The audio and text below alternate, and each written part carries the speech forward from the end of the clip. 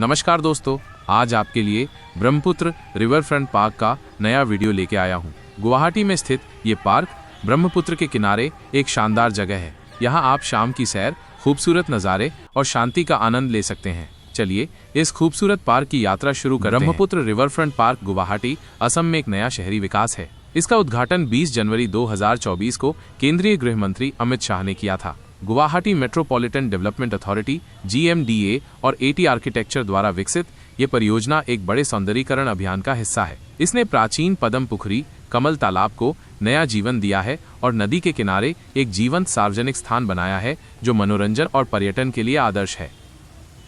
मेरी नज़र सीधे तालाब में बने शानदार फव्वारे पर पड़ती है, जहां से पानी की धाराएं कलात्मक रूप से ऊपर उठ रही हैं। ये फव्वारा मानो इस शांत जलराशि का मुकुट हो। इसके चारों ओर खूबसूरत बगीचा फैला हुआ है, जिसमें रंग बिरंगे फूलों की क्यारियां और करीने से कटी हरी घास आंखों को सुकून देती है। हवा में फूलों की भीनी भीनी खुशबू घुल रही है और पक्षियों का कलरव इस अनुभव को और भी मधुर बना रहा है। शाम के समय जब ये फव्वारे रोशनी से जगमगाते होंगे तो ये दृश्य कितना अलौकिक लगता होगा। ये पार्क वाकई प्रकृति और मानव निर्मित सौंदर्य का एक अद्भुत संगम है। हुए फव्वारे और बगीचे की खूबसूरती में खोया हुआ तभी मेरे कानों में एक मधुर संगीत की धुन पड़ती है। ये धुन इतनी प्यारी है कि अनायास ही मेरा ध्यान खींच लेती है। मैं उत्सुकता से इधर उधर देखता हूँ कि ये सुरीला संगीत कहाँ से आ रहा है। लगता है किसी ने बगीचे में ही अपनी कला का प्रदर्शन किया है या शायद पार्क प्रशासन ने ही माहौल को और खुशनुमा बनाने के लिए संगीत की व्यवस्था की है। इस मीठी धुन के साथ साथ मेरा मन ब्रह्मपुत्र नदी के नजदीक जाने को करता है। मैं धीरे धीरे कुछ कदम आगे बढ़ाता हूँ ताकि इस विशाल और शांत नदी को करीब से देख सकूं। नदी का किनारा निश्चित रूप से एक और मनमोहक दृश्य प्रस्तुत करेगा, जहां सूर्यास्त का नजारा या बस पानी का बहाव ही सुकून देने वाला होगा। यह पार्क वाकई इंद्रियों को तृप्त करने वाला एक अद्भुत अनुभव दे रहा है। इस खूबसूरत नज़ारे को भला कोई कैसे छोड़ सकता है। चारों ओर लोग अपने अपने फोन निकालकर तस्वीरें और सेल्फी ले रहे हैं, क्योंकि हर कोई इस पल को कैमरे में कैद कर लेना चाहता है। फव्वारे की छटा, बगीचे की हरियाली और संगीत की मधुरता, ये सब मिलकर एक ऐसा माहौल बना रहे हैं कि हर कोने से एक बेहतरीन तस्वीर ली जा सकती है। अब मेरी नज़र थोड़ी और दूर जाती है, जहां ब्रह्मपुत्र नदी विशाल रूप में दिखाई दे रही है। उसकी शांत लहरें और दूर क्षितिज से मिलता पानी का किनारा एक अलग ही सुकून दे रहा है। और हाँ, नदी के किनारे तक जाने के लिए सीढ़ियां बनी हुई हैं ताकि हम करीब जाकर इस भव्य नदी को छू सकें, उसकी शीतलता को महसूस कर सकें।